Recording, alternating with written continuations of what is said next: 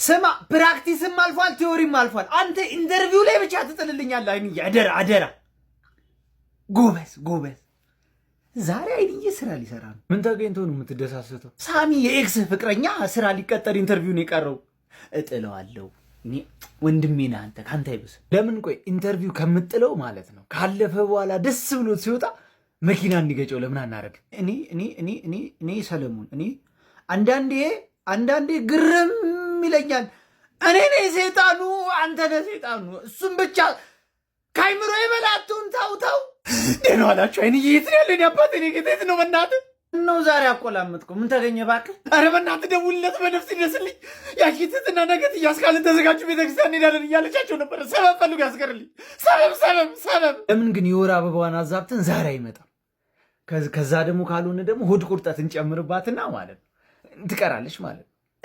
እኔ እኮ ከአንተ መምጣት እኮ ትክክል ነህ እኮ ግን ከአንተ ወይ ተቀላቀለን እንካ ፈርምና ተቀላቀለን። እኛ ተስማማለህ? ኧረ አንተ ዛሬ እንኳን እንደው መስለቡን አቁም። ተጨንቀ ምን ላርግ ስጨነቅ ብላ ነው የሚለኝ።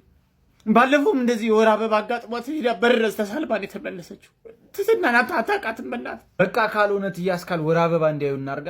አሮጊቷን ና እንካ ጦሬን ውሰድ። እኔ ሰለሞን ልሁን አንተ ሰይጣኑ ና እንቀየር።